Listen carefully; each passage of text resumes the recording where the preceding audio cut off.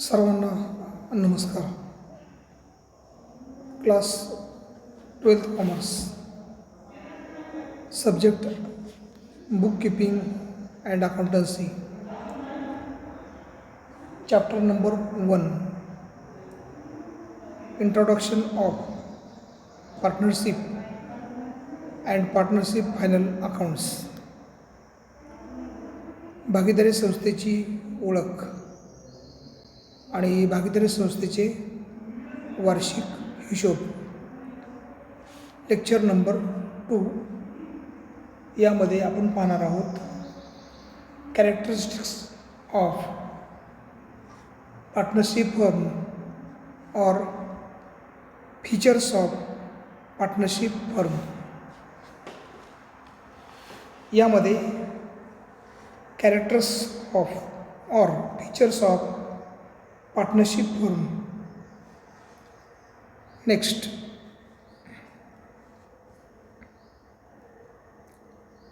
Features of partnership firm, भागीदारी संस्थेची वैशिष्ट्ये.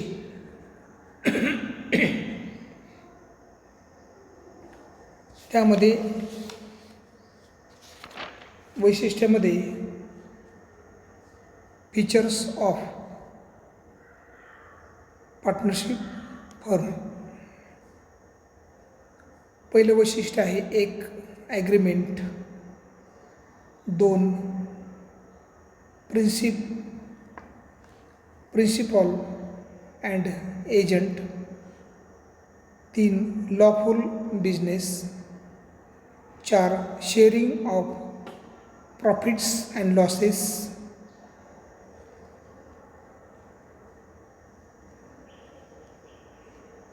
5 unlimited liability, 6 registration, 7 joint ownership and management, 8 principal and agent आणि 9 dissolution. असे भागीदारी संस्थेचे 9 वैशिष्ट्ये दिलेले आहेत. हे वैशिष्ट्य Indian partnership act 1932 members who form and manage partnership are individually called partner. म्हणजे भागीदारी संस्थेमध्ये जे व्यक्तिगत सदस्य असतात त्यांना आपण पार्टनर असे म्हणतो. अँड कलेक्टिवली कॉल्ड फर्म, आणि एकत्रितरित्या जे येतं त्याला आपण फर्म किंवा संस्था असे म्हणतो. The name under which their business is carried on is called firm name. म्हणजे उदाहरणार्थ A, B&C partnership firm. Partners is a principal म्हणजे प्रमुख, to the third party and an agent to other partners. म्हणजे त्रयस्थ व्यक्तींसाठी तो एक प्रधान किंवा प्रमुख असतो आणि इतर भागीदारांसाठी तो एक अभिकर्ता म्हणजे प्रधान आणि अभिकर्ता. Principal and agent. प्रिन्सिपॉल म्हणजे प्रधान प्रमुख आणि एजंट म्हणजे अभिकर्ता किंवा दलाल असतो. The features of partnership firm is shown in the following diagram. हा डायग्राम आपल्याला दिलेला आहे. यामध्ये फीचर्स ऑफ पार्टनरशिप फर्म यामध्ये एक ॲग्रीमेंट करार, 2 प्रिन्सिपॉल अँड एजंट प्रधान आणि अभिकर्ता, 3 लॉफुल बिझनेस कायदेशीर व्यवसाय, 4 sharing of profits and losses, नफा आणि तोट्याची विभागणी. पुढचं अनलिमिटेड लायबिलिटीज, अमर्यादित जबाबदारी. रजिस्ट्रेशन, नोंदणी. त्यानंतर जॉईंट ओनरशिप अँड मॅनेजमेंट म्हणजे सर्वांची मालकी आणि व्यवस्थापन. प्रिन्सिपॉल अँड एजंट आणि डिझोल्युशन, विसर्जन. तर अशा पद्धतीने भागीदारी संस्थेची आपण हे चक्र पाहिलेलं आहे आणि या चक्रातून आपल्याला भागीदारी संस्थेची वैशिष्ट्य, कॅरेक्टर्स आपणास दिसून येतात. नेक्स्ट,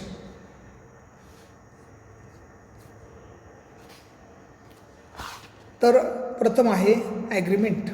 ॲग्रीमेंट म्हणजे करार.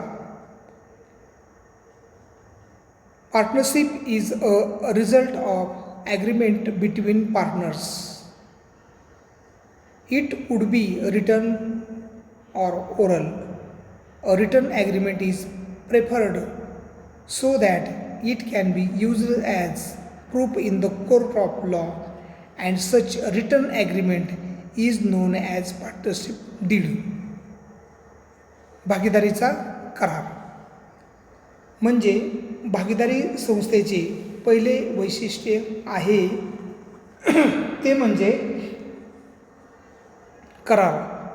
लेखी किंवा तोंडी भागीदार एकत्र येऊन करार करू शकतात आणि जर लेखी करार केला आणि कोर्टामध्ये त्याचा जर आपल्याला उपयोग डिस्प्यूटसाठी भविष्यामध्ये करायचा असेल तर त्याला आपण म्हणतो पार्टनरशिप डीड. ते आपल्याला स्टॅम्प पेपरवर करावं लागतं. म्हणजे पहिलं वैशिष्ट्य भागीदारी संस्थेचं आहे ॲग्रीमेंट. दुसरं वैशिष्ट्य आहे number of partners. Number of partners म्हणजे भागीदारांची संख्या, भागीदारी संस्थेमधील भागीदारांची संख्या.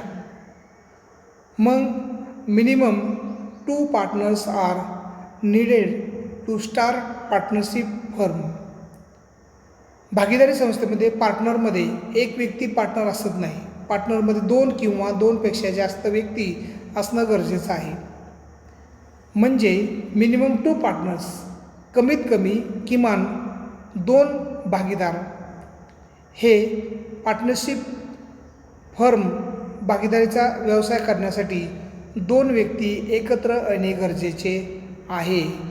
आणि and the maximum number of partners are 50 according to companies act 2013 amended in 2014. म्हणजे भागीदारीचा व्यवसाय सुरू करायचा असेल तर कमीत कमी 2 सभासद पाहिजेत आणि जास्तीत जास्त 50 सभासद किंवा मेंबर्स किंवा भागीदार असणे गरजेचे आहे.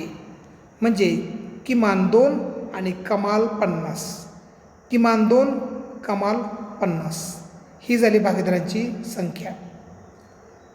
पुढचं वैशिष्ट्य आहे लॉफुल बिझनेस, कायदेशीर व्यवसाय. भागीदारी संस्थेचा व्यवसाय हा कायदेशीर असतो. Business undertaken by partnership should be lawful. म्हणजे भागीदारी संस्थेमध्ये जे व्यवसाय केले जातात ते कायदेशीररित्या केले जातात. It cannot undertake business which is not allowed by state. म्हणजे जर राज्याने, सरकारने जर तशी परवानगी जर दिली नसेल तर परवानगी न दिलेले भागीदारीचे व्यवसाय उभारले जात नाहीत. इल्लीगल व्यवसाय, बेकायदेशीर व्यवसाय भागीदारी संस्थेमध्ये केला जात नाही. The definition of partnership also does not permit any illegal business. आणि भारतीय भागीदारी कायदा 1932 यामध्ये मेन्शन केलेलं आहे की भागीदारी संस्थेच्या माध्यमातून व्यवसाय करताना कुठल्याही प्रकारचं इल्लीगल, बेकायदेशीर, अवैध व्यवसाय, परमिट नसलेला व्यवसाय करता येणार नाही.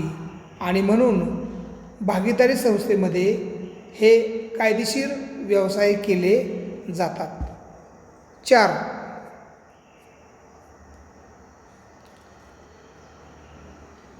चौथं वैशिष्ट्य आहे sharing of profits and losses.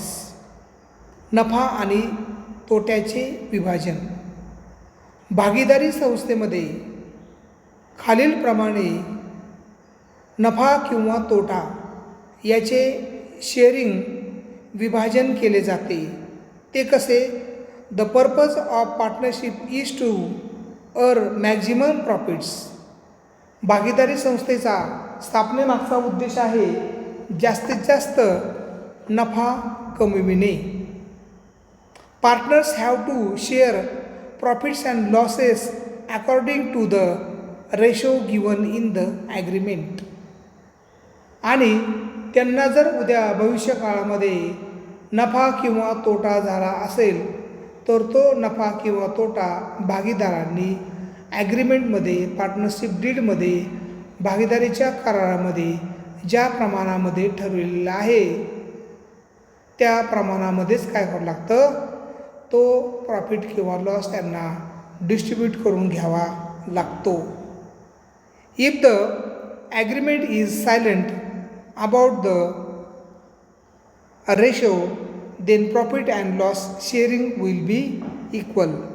परंतु भागीदारी संस्थेमध्ये भागीदारीचा करार केला नसेल, पार्टनरशिप डीड, पार्टनरशिप ॲग्रीमेंट सह्यांचं बनवलेलं नसेल तर अशा वेळेस काय करावं लागतं, नफा किंवा तोटा हा भागीदारामध्ये इक्वल समसमान हा इक्वली वाटून घेतला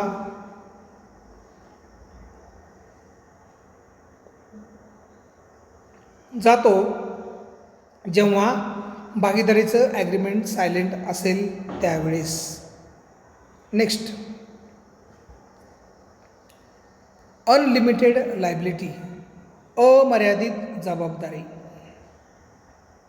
अमर्यादित जबाबदारी म्हणजे व्यवसायाबरोबर खाजगी मालमत्तेलाही धोका असणे.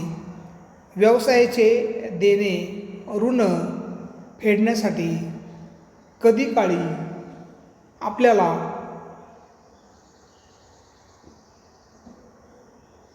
भागीदारांना त्यांची खाजगी प्रॉपर्टी, खाजगी मालमत्ता विकावी लागते. त्याला म्हणायचं अनलिमिटेड लायबिलिटी, अमर्यादित जबाबदारी. The liability of partners is unlimited, joint and several. That is partners are liable to till the last rupee in their pocket. भारतीय भागीदारी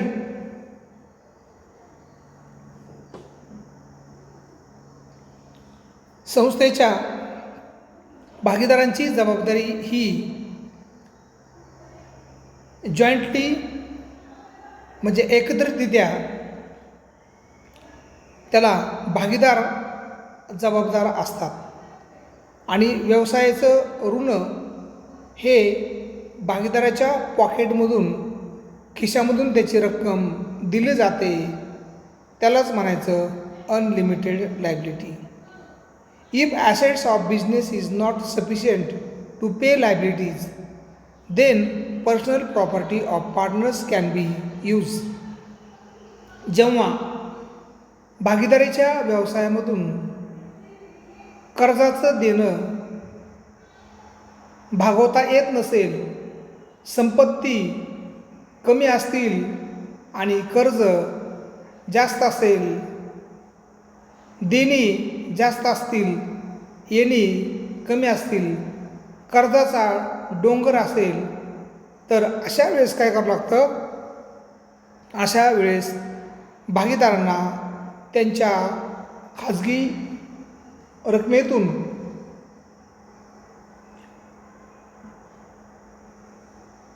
खाजगी मालमत्तेतून त्यांना लायबिलिटीज पेड कराव्या लागतात. If any one of the partner is declare insolvent म्हणजे दिवाळखोर. Insolvent म्हणजे दिवाळखोर. Then his liability will be borne by the solvent partner. Insolvent निर्धन आणि सॉल्वंट म्हणजे सधन. सॉल्वंट म्हणजे सधन आणि इनसॉल्वंट म्हणजे निर्धन. सॉल्वंट म्हणजे सधन म्हणजे पैसा असणारा आणि निर्धन म्हणजे पैसा नसणारा, कर्ज असणारा. मग जर डिक्लेअर केलं तर मग भविष्यामध्ये भागीदारी संस्थेची परिस्थिती बिकट होऊन जाते. यालाच म्हणायचं अनलिमिटेड लायबिलिटी. 6वं वैशिष्ट्य आहे रजिस्ट्रेशन, नोंदणी. मग ती अनिवार्य आहे का ऐच्छिक आहे? ऐच्छिक आहे का सक्तीची आहे? पाहूया आपण. Registration of partnership firm is compulsory only in the state of Maharashtra with effect from 1 April 2005. According to Indian Partnership Act 1932, registration of partnership firm is optional. Optional म्हणजे वैकल्पिक. It means a firm may or may not be registered. म्हणजे भारतीय भागीदारी कायदा 1932 मध्ये असं सांगितलेलं आहे की भागीदारी संस्थेची नोंदणी, नामांकन आपण नोंदवू शकतो किंवा त्याचं रजिस्ट्रेशन करू शकत नाही. म्हणजे सक्तीचं नाही, अनिवार्य नाही आणि ऐच्छिक पण नाही. म्हणजे दोन्ही कसं पण करू शकतात. ते नोंदणी करू शकतात किंवा करू शकत नाहीत. Registration of firm merely certifies its existence and it is a process of entering the name of partnership firm in the register of registrar. आणि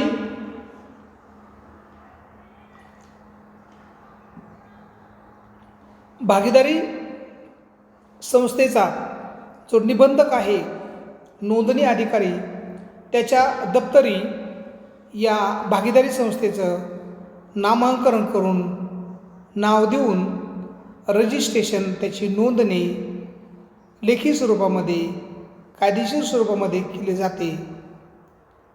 आणि म्हणून रजिस्ट्रेशन केलं, नोंदणी केली तर भागीदारी संस्थेला भविष्यामध्ये फायदे होतात. आणि जर ओरल असेल, तोंडी करार असेल तर भागीदारी संस्थेला भविष्यामध्ये अडचणी येऊ शकतात. नेक्स्ट, पुढचं वैशिष्ट्य आहे 7वं, जॉईंट ओनरशिप अँड मॅनेजमेंट. म्हणजे एकत्रित मालकी आणि व्यवस्थापन. उदाहरणार्थ ए, बी आणि सी असे जर भागीदार असतील तर तिघांचेही काय असते? जॉईंट ओनरशिप, एकत्रित मालकी आणि व्यवस्थापन. Each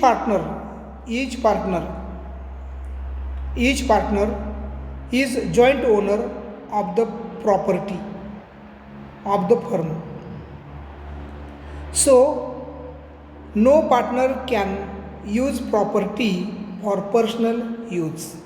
All partners have equal rights in managing the firm.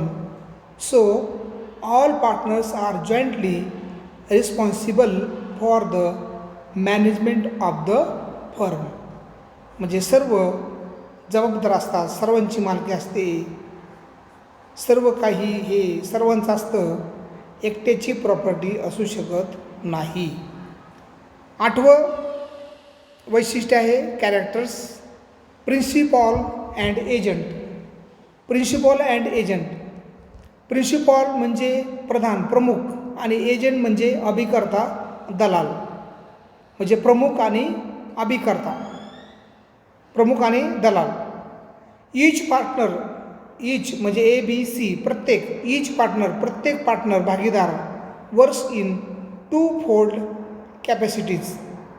म्हणजे प्रत्येक पार्टनर काय करतो, 2 अंगाने काम करतो. एक प्रिन्सिपॉल म्हणून काम करतो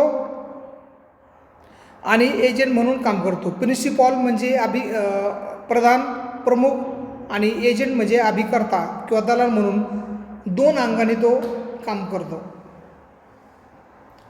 जसं लग्न झालेली मुलगी 2 अंगाने काम करते, म्हणजे माहेरी आणि सासरी पण दोन्हीकडे तिला रोल अदा करावे लागतात.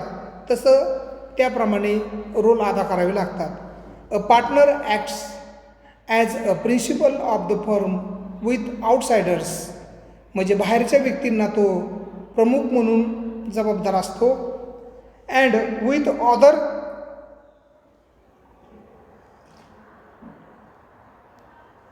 Other partners he acts an agent.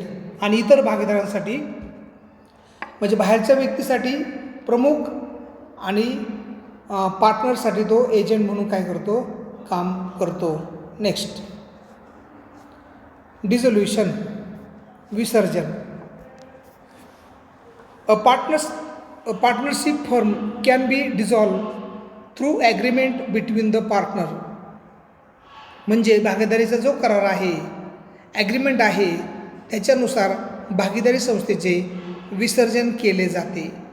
If a partner wants to close the firm he can dissolve the firm by giving 14 days notice. म्हणजे जर एखादी भागीदारी संस्थेचं विसर्जन करायचं असेल तर 14 दिवसाची नोटीस देणे गरजेचे आहे. द फर्म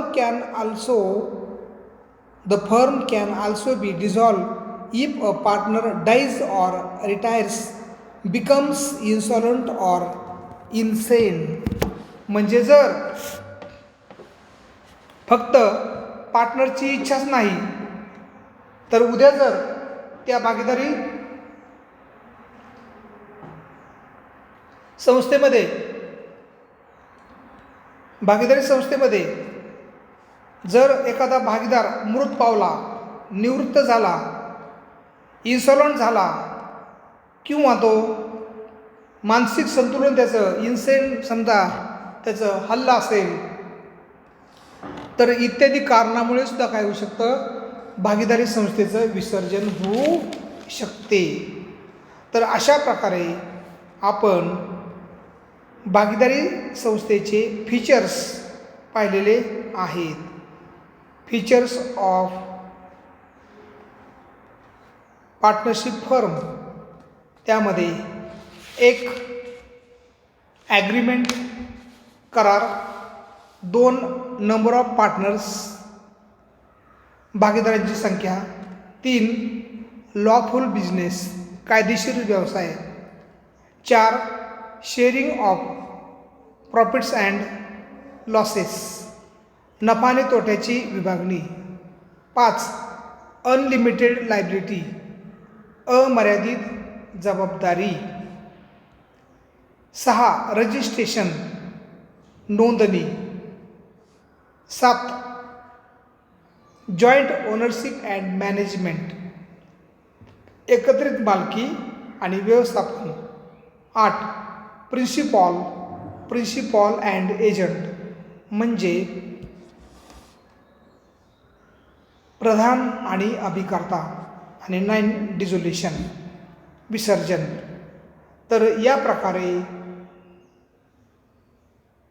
आपणास features of or characters of partnership firm आपणासमोर दिलेले आहेत. तरी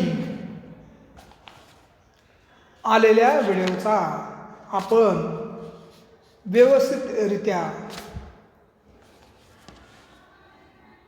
आस्वाद, लाभ आणि फायदा घ्यावा आणि त्याचा अभ्यास करावा. ओके, धन्यवाद.